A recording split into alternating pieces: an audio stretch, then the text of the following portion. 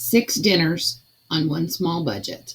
Let me show you how to stretch $60 into a full week of family meals. And no, I don't assume that you have a packed pantry or a ton of meat already in your freezer. Here is our meal plan for the week. Lots of variety to keep it fun, keep it yummy.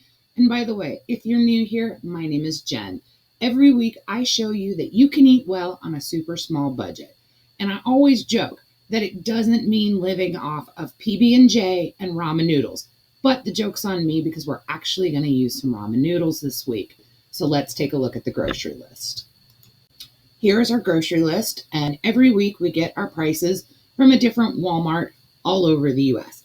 This week it is from the Super Walmart Center outside of Olympia, Washington. Our total came out to $55.76, so lots of wiggle room. But before you go to the store or place a pickup order, I want you to go check your pantry, your fridge, and your freezer because you might have some of these things. Now, the only thing that we assume that you do have is your preferred cooking oil and whatever your favorite seasonings are.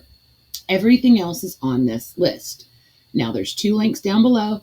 One goes to my Walmart grocery list.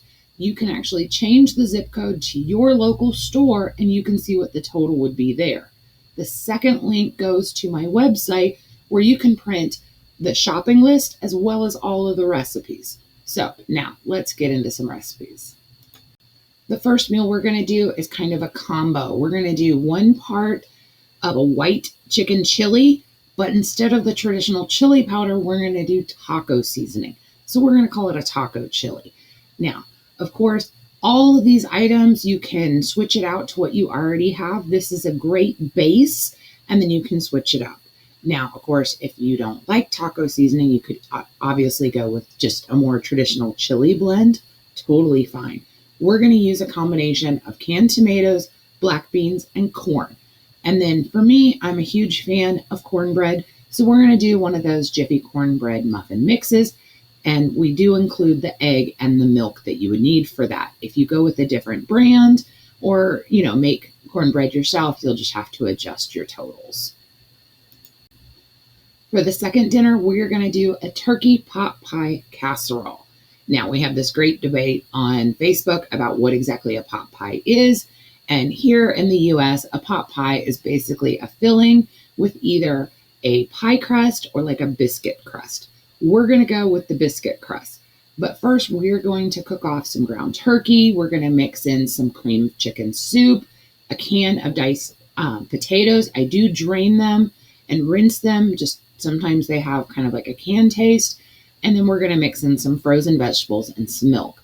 We put that into a greased casserole dish. And then I like these biscuits. They're a little over $1. And what I do is I cut them into quarters and then I just sprinkle them all around, throw it in the oven, let it bake, and all those biscuits get nice and big, but it also has this just nice like chicken and gravy feel. Very yummy.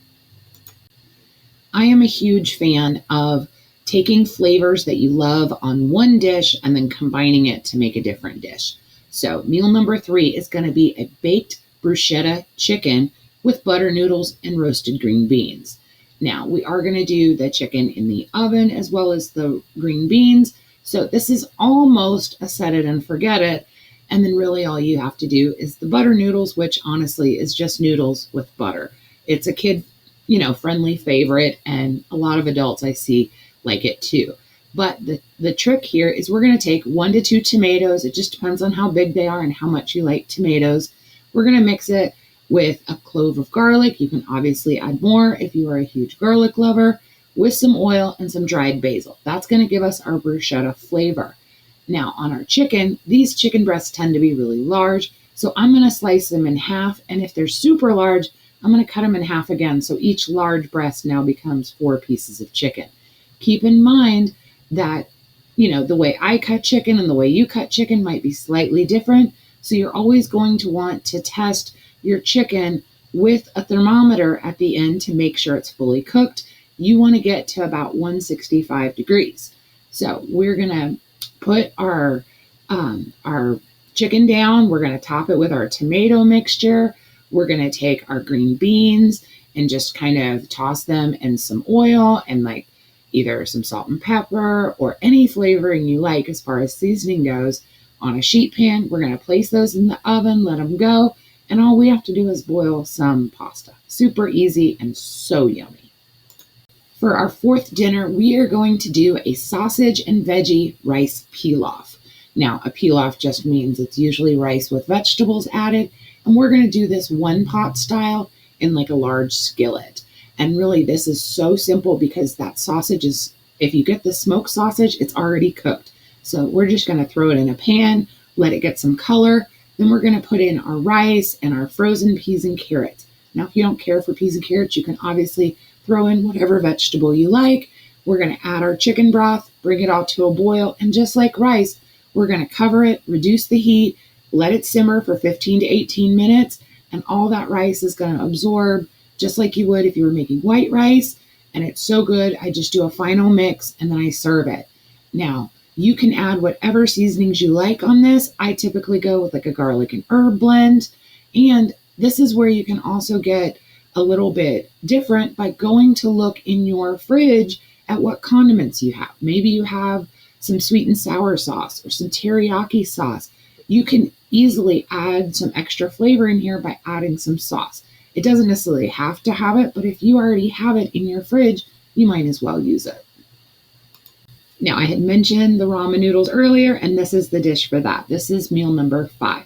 We are basically going to take about a pound's worth of chicken, and we just do it like a nice dice or a cube. And then we're just going to throw it in a skillet, let it get browned up till it's fully cooked. We're going to add in our frozen stir-fry veggies. Let those, just stir them around the pan for a while until they're defrosted. And then this is so simple. We're going to add about 3 cups of water. We're going to add just the ramen noodles. You can just throw out the seasoning packet, or you can use the seasoning packet for something else. To me personally, they're just too salty. If you like the seasoning though, you could just throw that seasoning in. Once we let that boil until the noodles are super soft, then we can add a little bit of soy sauce at the end to finish it. Now we are going to have, we're going to buy a pack of 6 eggs. So if you like that kind of soft boil or hard boiled eggs with your ramen, you could easily add that as well. That's an easy thing. So there's lots of ways that you can kind of adapt this to your own likes. And these stir-fry veggies, there's usually 3 different kinds at Walmart, and I kind of switch it up, but I really like this one because it's all snap peas. And honestly, I don't eat snap peas very often. Now, this last meal, meal number 6, is one, it goes by lots of different names. For this recipe, I called it turkey and mushroom gravy. My family has always called it kind of like SOS, but basically we're going to cook off our ground turkey with some onion and some mushrooms. We're going to add in a gravy packet and some water to where we get that nice, like some people call it a hamburger gravy.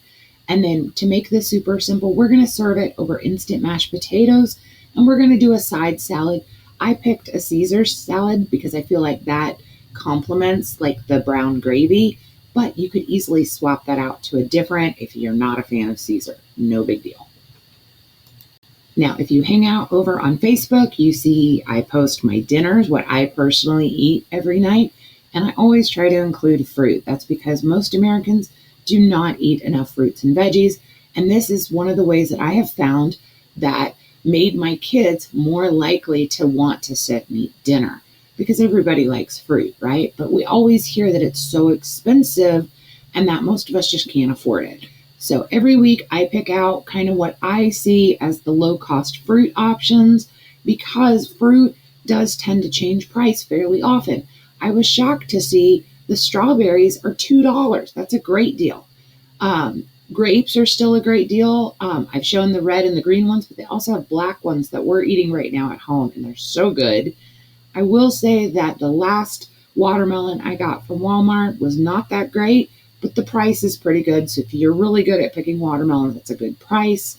And then some of the other items are just great deals as far as the mangoes and the pineapple. And my kids absolutely love these 1-pound clamshells of kiwis.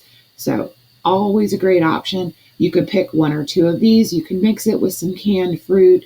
There's so many options here, but I recommend that you add fruit to your plate as that, that way to get your kids excited about dinner. But also, you'll notice as an adult, for me, this keeps me that sweet tooth kind of, taken care of. And then I don't feel like having a dessert or a sweet later on after dinner. Now, if this is the first time that you've seen one of my videos, I recommend that you go to our website and sign up for our weekly newsletter. It goes out on Fridays. It'll give you a recap of all the new recipes, as well as all of the menus. Another option is to go hang out with us on Facebook. We're pretty active over there, and we post 3 menus every week. Fridays, we do the mini menu, which is 3 dinners. You can look at the playlist for that. Saturdays, we post this style of menu where it's 6 dinners.